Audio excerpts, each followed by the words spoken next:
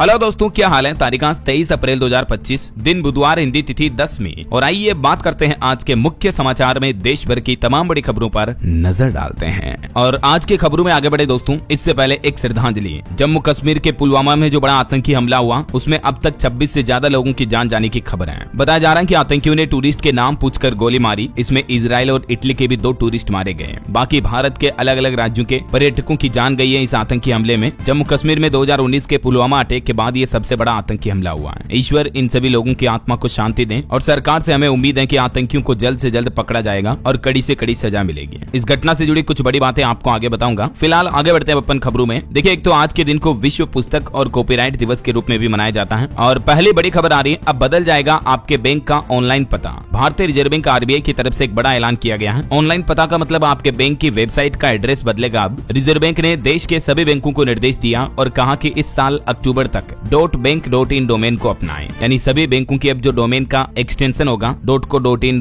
.com ये ना हो करके .bank.in होगा। अक्टूबर से ये नया नियम लागू होने जा रहा। और वहीं देखिए, अमेरिका में देश की वित्त मंत्री निर्मला सीतारमण ने भारत को एआई का ग्लोबल हब बनाने और निवेश पर भी चर्चा की है। वित्त मंत्री ने अमेरिका के सैन फ्रांसिस्को में टेक कंपनियों और निवेशकों से भी मुलाकात की और इस दौरान उन्होंने आर्टिफिशियल इंटेलिजेंस, डिजिटल इंडिया, निवेश और शिक्षा में भारत अमेरिका के सहयोग के अवसरों पर भी चर्चा की। और एक रिपोर्ट सामने आ रही है दोस्तों कि भारत की आर्थिक बुनियाद पिछले वैश्विक संकटों की तुलना में मजबूत हुई है। टैरिफ जैसी चुनौतियों का भी सीमित ही असर होगा भारत पर। वहीं भारत अमेरिका के बीच ट्रेड डील पर भी खबर है कि शर्तें फाइनल हुई। अमेरिकी उपराष्ट्रपति जेडी वेंस, जो कि अभी भारत दौरे पर आए हुए हैं, उन्होंने कहा कि इससे दोनों देशों के बीच फाइनल डील का रोड मैप तैयार होगा। अमेरिका और भारत ने ट्रेड डील के लिए जो शर्तें फाइनल कर दी हैं, उससे इन्हें टर्म्स ऑफ रेफरेंस TORS नाम दिया गया। चलिए, टेक्नोलॉजी न्यूज से एक बड़ी खबर देखिए दोस्तों। चाइना ने दुनिया का पहला 10G ब्रॉडबैंड नेटवर्क लॉन्च किया, जो कि भारत से 100 गुना ज्यादा तेज इंटरनेट स्पीड देता है। 20 GB की मूवी 4K में आप मात्र 20 सेकंड में डाउनलोड कर पाएंगे। इतनी तेज इंटरनेट स्पीड होगी जैसे अभी हम 4G 5G इंटरनेट यूज कर रहे हैं भारत में, आपको पता होगा। इसी तरह से चाइना ने 10G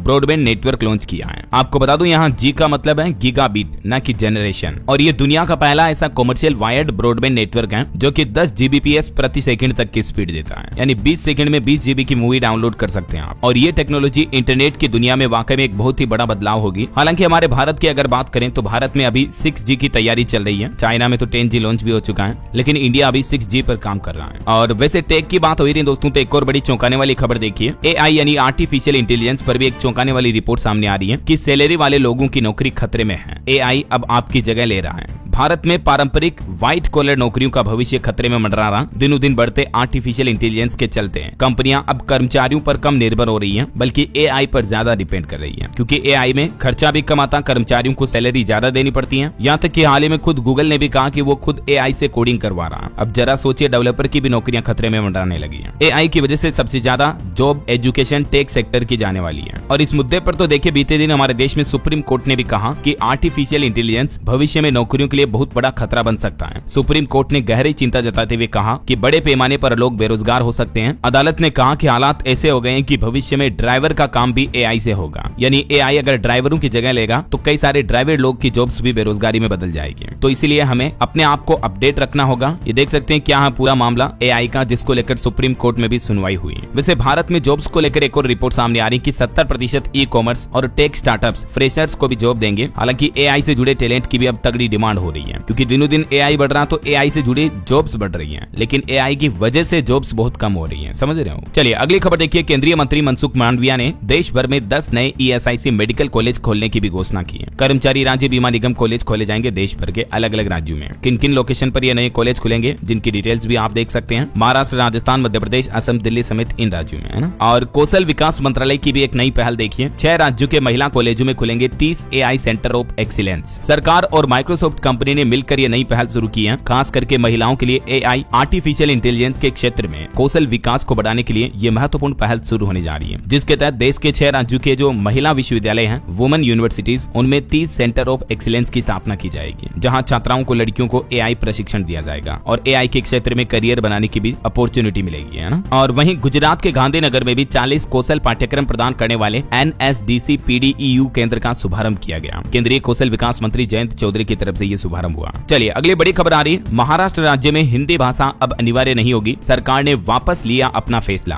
अभी 6 दिन पहले आपको पता होगा महाराष्ट्र सरकार ने हिंदी भाषा को अनिवार्य भाषा कर दिया था तीसरी लैंग्वेज के रूप में, लेकिन अब 6 दिन बाद महाराष्ट्र गवर्नमेंट ने अपना फैसला वापस ले लिया क्योंकि इस फैसले का काफी विरोध हो रहा था। तो अब स्टूडेंट थर्ड लैंग्वेज के रूप में अपनी पसंदीदा भाषा खुद चुन सकेंगे, वरना पहली कक्षा से लेकर 5वीं कक्षा तक के बच्चों के लिए यह नियम लागू किया था तीसरी भाषा के रूप में हिंदी चुनने का, लेकिन अब ये थर्ड लैंग्वेज ऑप्शनल होगी। हालांकि महाराष्ट्र में मराठी और इंग्लिश तो अनिवार्य रहेगी और बाकी तीसरी भाषा बच्चों की पसंद पर निर्भर होगी। चलिए अगली खबर देखिए, देश के प्रधानमंत्री नरेंद्र मोदी सऊदी अरब के 2 दिवसीय दौरे पर पहुंचे, वहां उन्हें 21 तोपों की सलामी दी गई, उनका भव्य स्वागत हुआ। सऊदी फाइटर जेट्स ने एयर स्पेस में भी पीएम मोदी को सुरक्षा दी। ये देख सकते हैं प्रधानमंत्री के सऊदी दौरे की फाइटर जेट की तस्वीरें भी। और प्रधानमंत्री सऊदी अरब पहुंचे तो वहां उतरते ही वहां की सरकार ने उनका भव्य स्वागत किया, भारतीय समुदाय के लोगों से भी मिले वहां वो। इससे पहले जब 2016 में भी पीएम मोदी सऊदी अरब का विजिट किए थे तो देश के सर्वोच्च नागरिक सम्मान किंग अब्दुल अजीज से भी उन्हें सम्मानित किया गया था। इसकी ये तस्वीर भी आप देख सकते हैं। चलिए इंडियन रेलवे की एक नई पहल देखिए, अब 130 नहीं बल्कि इस रफ्तार से दौड़ेगी ट्रेनें। रेलवे की तरफ से एक खास प्लान तैयार किया गया है और स्पीड की लिमिट भी अब खत्म होगी। दरअसल अभी हमारे देश में रेलवे का इस समय सबसे ज्यादा फोकस है 160 किलोमीटर से ज्यादा रफ्तार से चलने में सक्षम वंदे भारत ट्रेनों की संख्या बढ़ाने का, लेकिन अभी भी ये ट्रेनें अपनी फुल स्पीड में नहीं चल पा रही है। तो ऐसे में अब रेलवे की तरफ से निर्णय लिया गया है 3700 किलोमीटर नेटवर्क को 130 किलोमीटर प्रति घंटा की रफ्तार से ज्यादा चलने योग्य बनाया जाएगा। मतलब ज्यादातर रेलवे ट्रैक को हाई स्पीड ट्रैक बनाया जाएगा, है ना। 2026 तक रेलवे का ये प्लान है। और एजुकेशन से जुड़ी एक और बड़ी खबर देखिए, अब सड़क सुरक्षा भी पढ़ेंगे छात्र। एनसीईआरटी के पाठ्यक्रम सिलेबस में रोड सेफ्टी से जुड़े चैप्टर भी होंगे। शिक्षा मंत्री ने किताबों में ये मॉड्यूल शामिल करने के निर्देश दिए। पहली से लेकर 12वीं तक की कक्षा के बच्चों को अब किताबों में यातायात के नियमों के बारे में भी जागरूक किया जाएगा, है ना। चलिए अगली बड़ी खबर देखिए, पुलवामा अटैक से जुड़े कुछ अपडेट देखते हैं दोस्तों। देखिए अमरनाथ यात्रा शुरू होने से पहले बीते दिन जम्मू कश्मीर के पहलगाम में पर्यटकों पर आतंकी हमला हुआ। बताया जा रहा है कि आर्मी और पुलिस की वर्दी में आए 3 से 4 आतंकी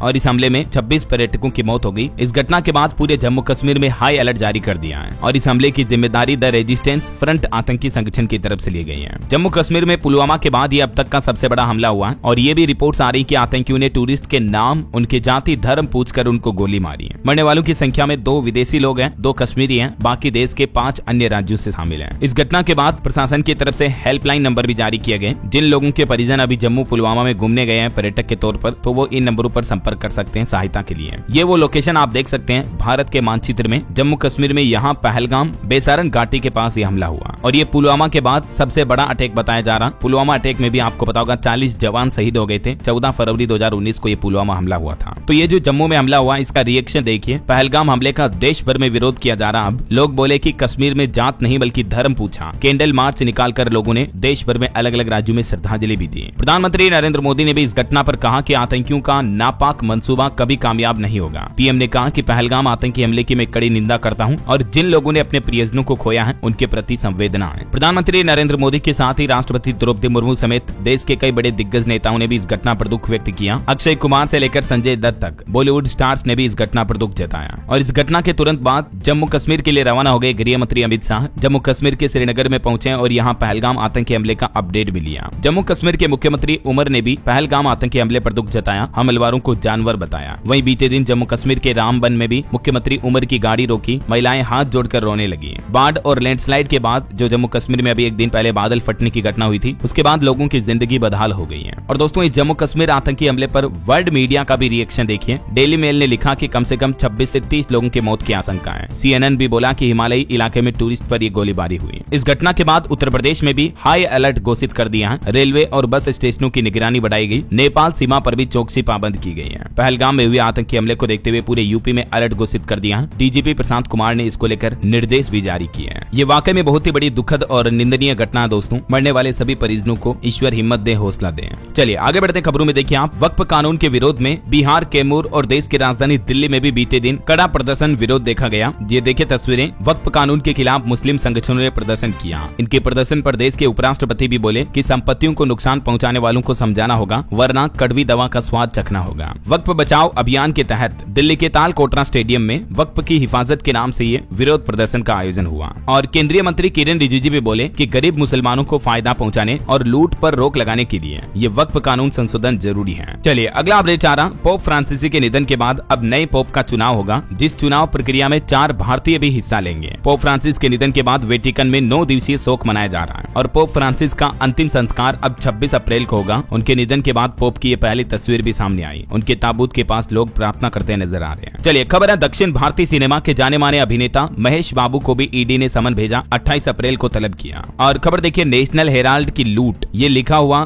बैग लिए दिखी बांसुरी स्वराज, तो प्रियंका गांधी बोली कि मजेदार लगा। पीएम मोदी के एडवाइजर उन्हें गलत सुझाव दे रहे हैं। कुछ और पॉलिटिक्स के अपडेट देखिए आप। उपराष्ट्रपति जगदीप धनखड़ ने कहा कि संसद ही सुप्रीम है, उससे ऊपर कुछ नहीं, सांसद असली मालिक हैं। 5 दिन पहले उन्होंने कहा था कि सुप्रीम कोर्ट सुपर संसद जैसे काम कर रही है। वहीं हाई कोर्ट ने योग गुरु बाबा रामदेव के उस बयान पर भी आपत्ति जताई। हाई कोर्ट ने कहा कि शरबत पर रामदेव का बयान माफी लायक नहीं है, अपने विचार अपने तक रखें। बयान ने आत्मा को झकझोर कर दिया। रामदेव अब सारे वीडियो हटाएंगे। दरअसल ये मामला था जब बाबा रामदेव ने 3 अप्रैल को पतंजलि के शरबत लॉन्च किए थे। तब उन्होंने सोशल मीडिया पर एक वीडियो में कहा था कि एक कंपनी ऐसी है जो शरबत बनाती है और उससे जो पैसा मिलता है उससे मदरसे और मस्जिदें बनवाती है। तो बाबा रामदेव बोले कि जैसे लव जिहाद वोट जिहाद चल रहा है वैसे ही शरबत जिहाद भी चल रहा है। तो उनके इसी बयान को लेकर कंपनी हाईकोर्ट में गई तो हाईकोर्ट ने फटकार लगाई बाबा रामदेव को और कहा कि ऐसी जहरीली बातें अपने तक ही रखें, क्योंकि इनसे समाज में नफरत पैदा होती है ना। और वहीं देखिए, अभी एक दिन पहले जो एक एयरफोर्स अफसर ने उन पर हमला होने का जो दावा किया था वो दावा झूठा निकला। सीसीटीवी वीडियो सामने आ रहे हैं जिनमें पता चल रहा है कि उस युवक को भी उन्होंने धकेला पीटा। उनकी पत्नी भी उससे बहस करती हुई नजर आ रही है, जबकि उन्होंने उनकी खुद की गलती बिल्कुल नहीं बताई थी। देखिए मतलब। और कर्नाटक के पूर्व डीजीपी की जान लेने वाले मामले में भी उनकी बेटी और पत्नी को गिरफ्तार कर लिया गया है। वहीं खबर है, सुप्रीम कोर्ट निशिकांत दुबे के खिलाफ अगले सप्ताह करेगा सुनवाई। उन्होंने कहा था कि गृह युद्ध के लिए सुप्रीम कोर्ट के सीजेआई जिम्मेदार है। और राहुल गांधी के भी एक बयान पर चुनाव आयोग ने जवाब मांगा। कहा कि गलत सूचना फैलाना कानून का अपमान है।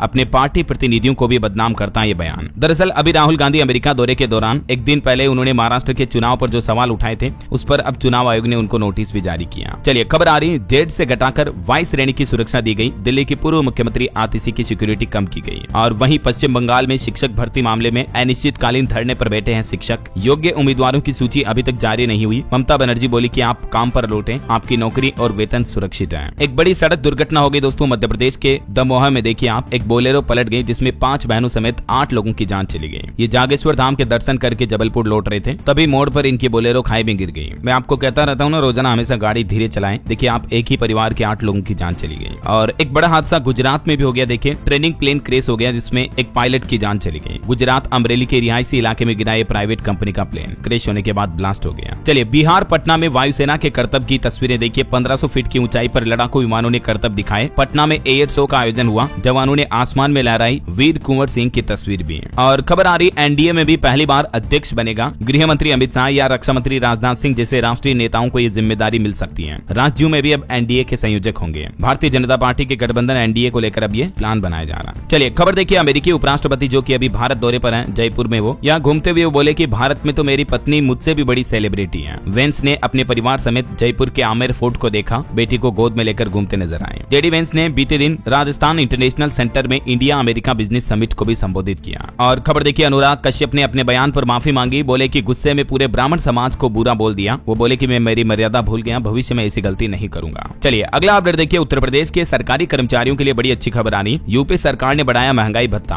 5वें और 6ठे वेतनमान वाले कर्मचारियों के खाते में अब इतनी आएगी रकम। यूपी सरकार ने 5वें वेतनमान वाले कर्मचारियों के महंगाई भत्ते में 11% की बढ़ोतरी करने के साथ ही अब इसे 466% कर दिया है। और 6ठे वेतनमान वाले कर्मचारियों के महंगाई भत्ते में 6% की बढ़ोतरी की गई। अब ये बढ़कर 252% हो गया है। और ये बढ़ा हुआ भत्ता 1 अप्रैल 2025 से ही देय मान्य होगा। तो ये यूपी के लाखों सरकारी कर्मचारियों को बड़ी राहत दी है यूपी सरकार ने। चलिए खबर है, पूर्व रेसलर खिलाड़ी विनेश फोगाट के प्राइज मनी और प्लॉट को हरियाणा सरकार ने मंजूरी दी। अब दोनों फाइलों पर मुख्यमंत्री नायब सिंह सैनी के साइन हुए। खेल विभाग इनको 4 करोड़ देगा और एचएसवीपी इनको एक प्लॉट भी देगा। वहीं खबर है, कनाडा में पहली बार 4 गुजराती भी चुनावी मैदान में उतरे हैं। उन्होंने कहा कि कनाडा में हिंदुओं के खिलाफ साजिश हो रही है, देश भयंकर मंदी में चला जाएगा। कनाडा में चुनाव आमतौर पर अक्टूबर में होते हैं, लेकिन इस बार कनाडा के चुनाव 28 अप्रैल को हैं। और कनाडा में 2 मुख्य राजनीतिक पार्टियां हैं। ये इन पार्टियों में इस बार 4 गुजराती सांसद भी चुनाव में भाग ले रहे हैं। चलिए खबर आ रही है, एप्पल कंपनी के बाद अब गूगल का भी प्रोडक्शन हब बनेगा भारत। दुनिया देखेगी देश की ताकत। गूगल कंपनी भी अब भारत में अपने मोबाइल फोन समेत अन्य गैजेट्स का प्रोडक्शन बढ़ाने जा रही है। और वहीं टेक न्यूज से कुछ और अपडेट देखिए। Vivo T4 स्मार्टफोन भी लॉन्च हुआ। इसकी शुरुआती कीमत 21,999 है। दावा किया जा रहा है कि ये भारत का अब तक का सबसे स्लिम स्मार्टफोन है। वहीं Realme GT7 5G gaming smartphone भी आज लॉन्च होगा और इसकी अनुमानित कीमत 35,000 रुपए तक हो सकती है। चलिए खबर आ रही है, अब कार खरीदना और भी इजी और स्मार्ट होगा। कार देखो की तरफ से एक AI बोट लॉन्च किया गया है स्टार्टअप महाकुंभ में।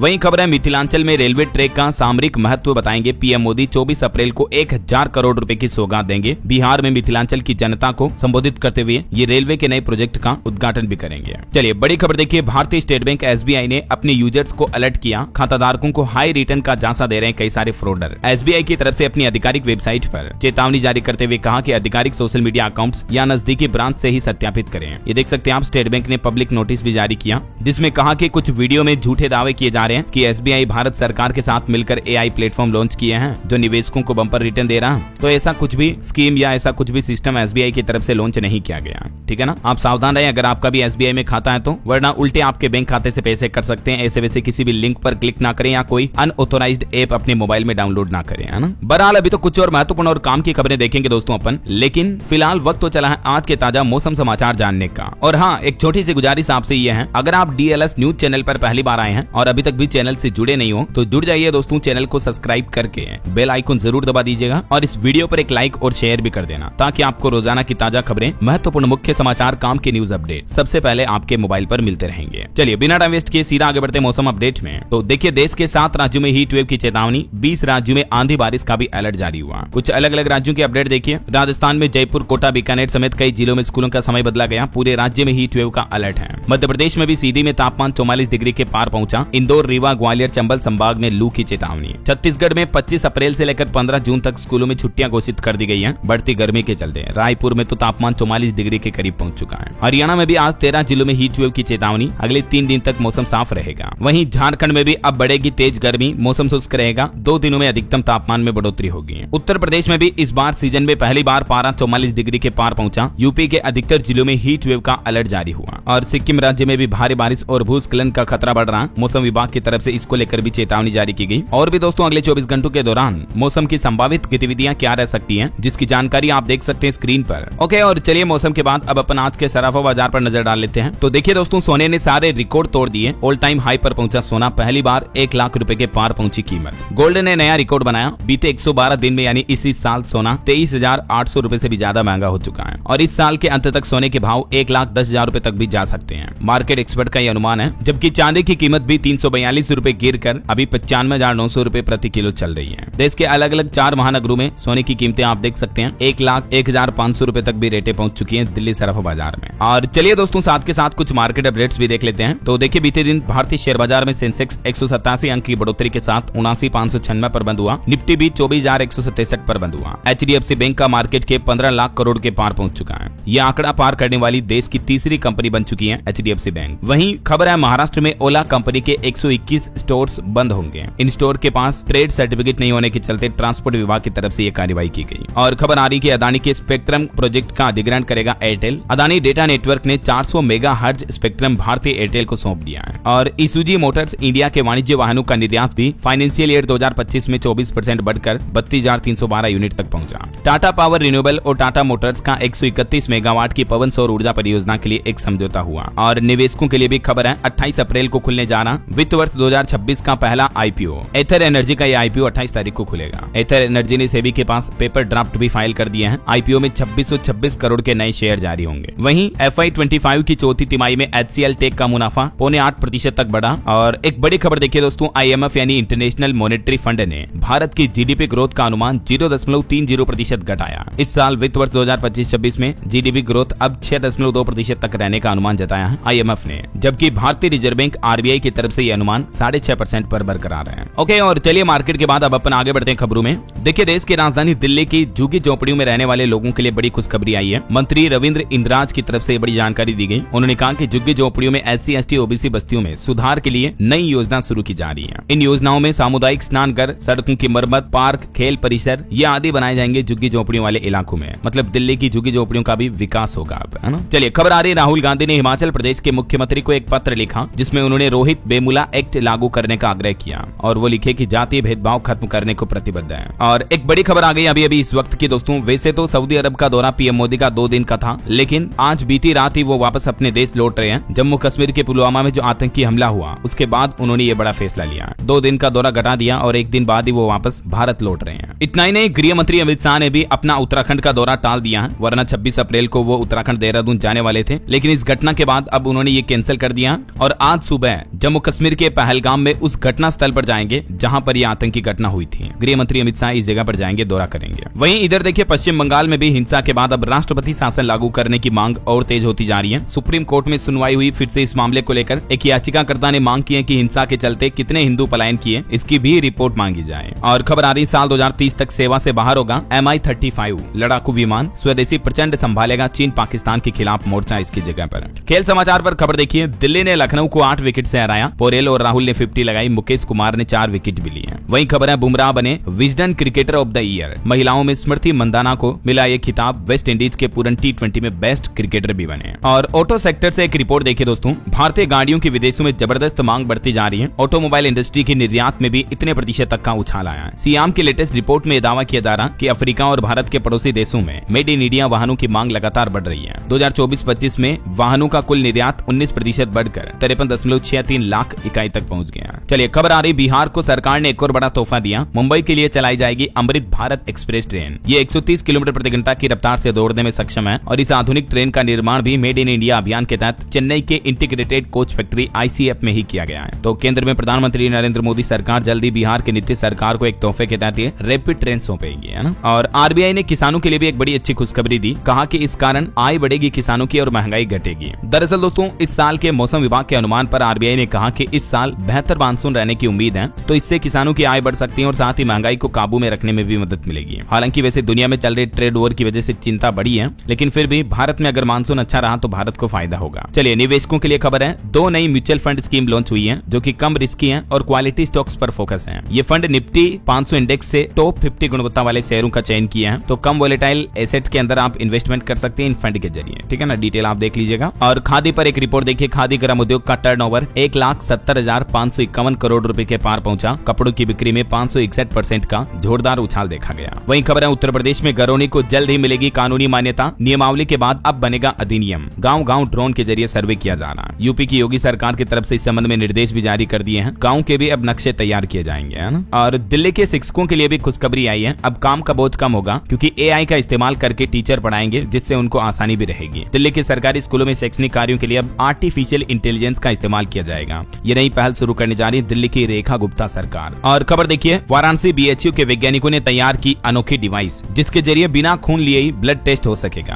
और ये डिवाइस पेट्रोल डीजल में मिलावट भी बताएगा। काशी हिंदू विश्वविद्यालय के वैज्ञानिकों ने एक अनोखा बायो सेंसर विकसित किया है जो बिना ब्लड सैंपल के भी हमारे शरीर में खून की जांच करने में सक्षम है। Amazing, right. चलिए अगला अपडेट देखिए, पेगासस मामले पर अब 29 अप्रैल को सुप्रीम कोर्ट में सुनवाई होगी। इजरायली सॉफ्टवेयर से फोन हैकिंग का ये मामला है। वहीं खबर है, वक्फ कानून लागू करने को लेकर पश्चिम बंगाल के मुख्यमंत्री ममता बनर्जी पर बरसे केंद्रीय मंत्री किरेन रिजिजू जी। उन्होंने कहा कि संसद से पारित कानून को रोक नहीं सकता कोई भी, क्योंकि बंगाल की CM ने वहां उनके राज्य में वक्फ कानून नहीं लागू करने का जो ऐलान किया था, तो उस पर केंद्रीय मंत्री का ये कहना है। किरेन रिजिजू बोले कि इस कानून से गरीब मुसलमानों को फायदा होगा और लूट पर रोक लगेगी। वक्फ की संपत्तियां और सेफ सुरक्षित रहेगी, है ना। चलिए खबर आ रही, आगरा के ताजमहल की सुरक्षा को लेकर भी सुप्रीम कोर्ट सख्त हुआ। NEERI को कहा कि कांच उद्योग के प्रभाव का आकलन करें। वहीं दोस्तों, वन नेशन वन इलेक्शन को लेकर भी खबर आ रही, एक देश एक चुनाव पर अब JPC अध्यक्ष PP चौधरी बोले कि अगले महीने 17 मई से ही राज्यों का दौरा करेंगे और जनता से सीधे सुझाव मांगे जाएंगे इस मुद्दे को लेकर कि एक देश एक चुनाव पर मतलब आम जनता की क्या राय है, तो इस पर डायरेक्ट सर्वे होगा, है ना। चलिए खबर देखिए, महाराष्ट्र में 1000 रुपए रिश्वत लेने वाले एक कर्मचारी को 3 साल की जेल की सजा सुनाई गई। और ये खबर मैं आपको इसलिए बता रहा हूँ दोस्तों, क्योंकि ऐसी ही सजाएं अगर भ्रष्ट अधिकारियों को सुनाई जाएगी तभी हमारे देश में भ्रष्टाचार पर रोक लग सकेगी, राइट। तो रिश्वतखोरी पर लगाम लगाने के लिए ऐसी सख्त सजाएं होनी चाहिए। मेरा तो यही मानना है। आपकी क्या राय और विचार है इस मुद्दे पर कमेंट करके बताइए, देखिए मुझे। चलिए खबर आ रही, उत्तर प्रदेश लखनऊ के शुभांशु अगले महीने अंतरिक्ष में उगाएंगे फसल। जल भालू पर करेंगे अध्ययन। 14 दिन ISS यानी इंटरनेशनल स्पेस स्टेशन में भी रहेंगे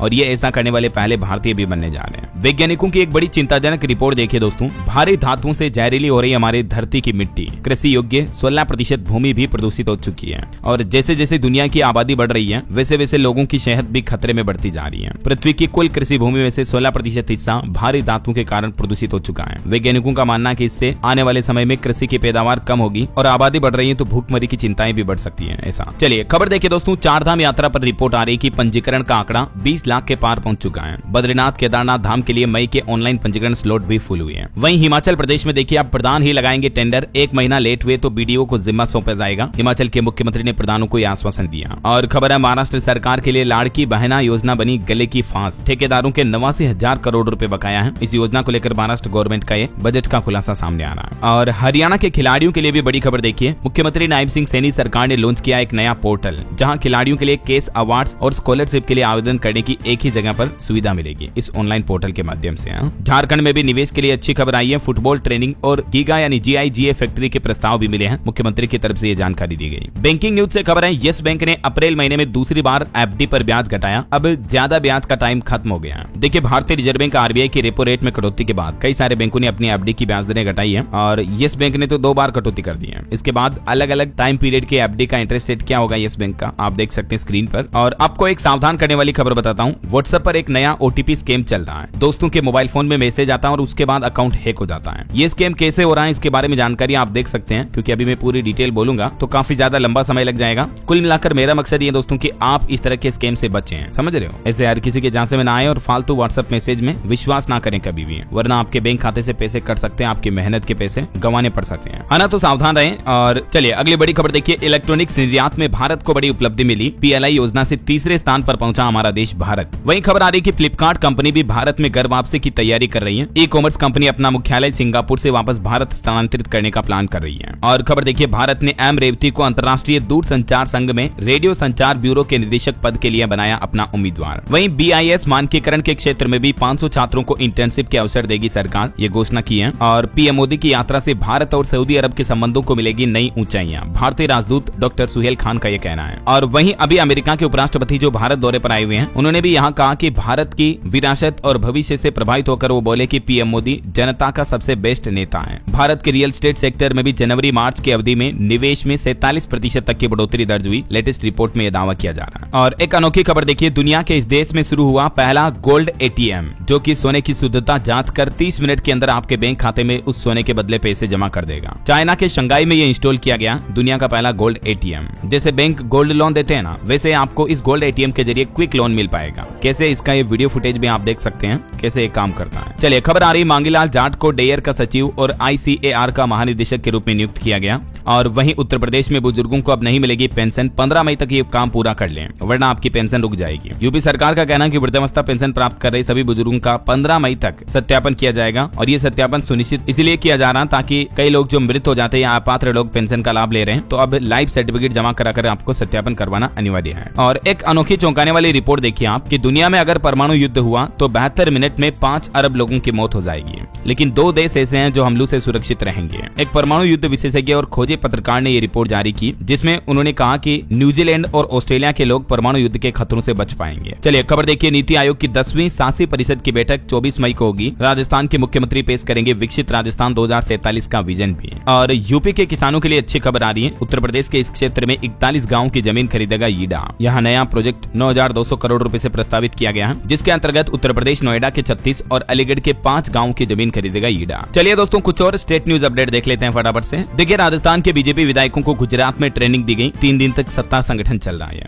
वहीं राजस्थान के 57,000 बिजली कर्मचारियों को अब 1 करोड़ का बीमा मिलेगा। SBI के साथ राजस्थान सरकार ने एक MOU साइन किया है। और पुलिस के बाद प्रदेश का दूसरा ऐसा विभाग बन चुका बिजली विभाग, जिसके कर्मचारियों को अब इंश्योरेंस का फायदा मिलेगा। राजस्थान के मुख्यमंत्री भजनलाल सरकार की तरफ से ये नई योजना का उद्घाटन किया गया। और मध्य प्रदेश में देखिए 1 मई से होंगे सरकारी कर्मचारियों के तबादले। अगले सप्ताह आएगी ट्रांसफर नीति। वही खबर है, अब मध्य प्रदेश में एक्सीडेंट में गंभीर घायलों को भी मिलेगी एयर एम्बुलेंस की सुविधा। अस्पताल से घर तक डेड बॉडी ले जाने में भी सरकार मुहैया कराएगी सब वाहन। MP के मुख्यमंत्री डॉक्टर मोहन यादव ने स्वास्थ्य एवं चिकित्सा विभाग की समीक्षा बैठक में निर्देश दिए। और मध्य प्रदेश के कई जिलों में आंगनबाड़ी का समय भी बदला गया। गर्मी की वजह से अब सुबह 8 से दोपहर 12 बजे तक खुलेंगे। हालांकि कर्मचारियों को 3 बजे तक रुकना होगा। इधर छत्तीसगढ़ में भी देखिए, गर्मी की वजह से 25 अप्रैल से लेकर 15 जून तक स्कूलों की छुट्टियां घोषित कर दी गई हैं, मतलब गर्मी की छुट्टियां पड़ेगी। और छत्तीसगढ़ में हाई सिक्योरिटी नंबर प्लेट का रजिस्ट्रेशन कराना भी जरूरी होगा। 2019 से पहले की जितनी भी गाड़ियां हैं, उन सभी गाड़ियों में अब HSRP नंबर प्लेट लगाना अनिवार्य होगा, कंपलसरी होगा। परिवहन विभाग की तरफ से ये सख्त निर्देश जारी किए गए। और खबर है, उत्तर प्रदेश कानपुर आ रहे हैं PM Modi. Pandal 2 lakh square feet में बनेगा। कानपुर में 24 अप्रैल को मोदी की जनसभा होगी। 50,000 लोगों के बैठने की व्यवस्था भी की जा रही है। वहीं हरियाणा सरकार की नई पहल देखिए, ऑफलाइन होगी अब फसलों की खरीद। मुख्यमंत्री नायब सिंह सैनी ने फैसला लिया, क्योंकि किसान ऑनलाइन रजिस्ट्रेशन नहीं करा पा रहे थे, तो इस वजह से फैसला लेते हुए अधिकारियों को निर्देश भी दे दिया। और हरियाणा में भी जल्द ही 7,000 पदों पर भर्ती होगी। मुख्यमंत्री नायब सैनी ने मंजूरी दी। अलग अलग जिलों में ये 7,000 पदों पर अलग अलग वैकेंसी आने वाली है, आंगनबाड़ी वर्कर, हेल्पर और सुपरवाइजर की, है ना। वहीं देखिए, गुजरात में नीट की परीक्षा 4 मई को होगी। गड़बड़ी रोकने के लिए बायोमेट्रिक वेरिफिकेशन और सरकारी कर्मचारियों को जिम्मेदारी सौंपी गई। और खबर है, federation of hotel and restaurant association of India हरित योग गतिविधियां आयोजित करेगा। चलिए कुछ एजुकेशनल अपडेट्स देख लेते हैं फटाफट से। देखिए, UPSC सिविल सर्विस का फाइनल रिजल्ट जारी हो चुका है। शक्ति दुबे टॉपर रही, हर्षिता गोयल दूसरे और अर्चित तीसरे स्थान पर आया। टॉप 5 में 3 लड़कियां रही। शक्ति दुबे जो कि यूपी प्रयागराज से हैं, इनको ऑल इंडिया रैंक 1 मिली। हरियाणा से हर्षिता गोयल दूसरे नंबर पर रही और महाराष्ट्र पुणे से अर्चित पराग AIR 3 पर रहे।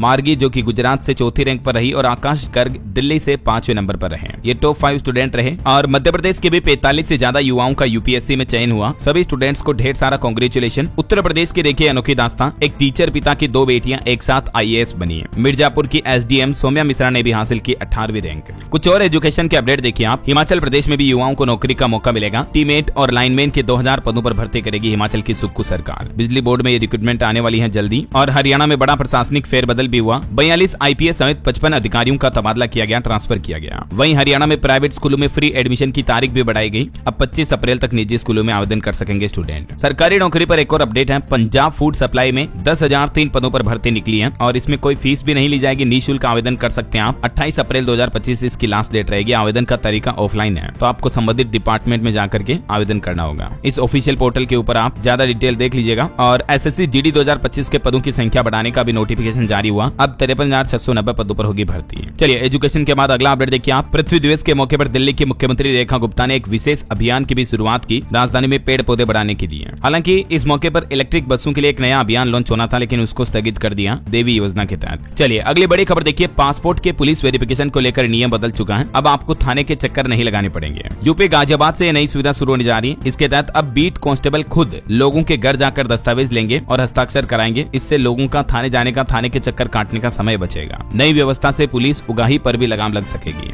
चलिए कुछ अंतर्राष्ट्रीय न्यूज अपडेट देख लेते हैं फटाफट से। देखिए पहली बार रूसी राष्ट्रपति व्लादिमीर पुतिन के बेटे की तस्वीर सामने आई। टेलीग्राम चैनल ने 2 फोटो जारी किए। वहीं पाकिस्तान में भी एक बड़ा सड़क हादसा हो गया। एक वेन खाई में गिरने से 16 लोगों की जान चली गई। और दोस्तों कल गुरुवार को एकादशी का संयोग है। 24 अप्रैल को वरुथिनी एकादशी रहेगी। इस दिन बाल गोपाल का अभिषेक करें, यानी छोटे कृष्णा की पूजा करें आप, ठीक है। और अंत में आज के राशिफल पर नजर डाल लेते हैं। देखिए मिथुन राशि वालों को प्रमोशन का योग बन रहा। कन्या राशि वालों को भी सितारों का साथ मिलेगा और वृश्चिक राशि वालों की आर्थिक स्थिति में सुधार होगा। और भी कुछ अलग अलग राशियों का राशिफल आप देख सकते हैं स्क्रीन पर। और हाँ दोस्तों, आप मुझे कमेंट करके बताइए कि भारत के किस राज्य की आबादी यानी जनसंख्या सबसे ज्यादा है। कमेंट में लिखिए। सही जवाब देने वाले लोगों को रैंडमली सेलेक्ट होने पर DLS न्यूज टीम की तरफ से एक शानदार सरप्राइज गिफ्ट जीतने का मौका मिलेगा। और इसी के साथ ही अगर आपको वीडियो अच्छा लगा तो इसे लाइक करना, शेयर भी करना। DLS न्यूज चैनल को सब्सक्राइब करके बेल आइकन जरूर दबा देना, रोजाना ऐसी इन्फॉर्मेटिव जानकारियां, महत्वपूर्ण समाचार देखते रहने के लिए। ओके, ख्याल रखिएगा अपने आप का, अपने परिवार का। मिलेंगे अगले नेक्स्ट अपडेट में। तब तक के लिए जय हिंद, जय भारत, वंदे मातरम।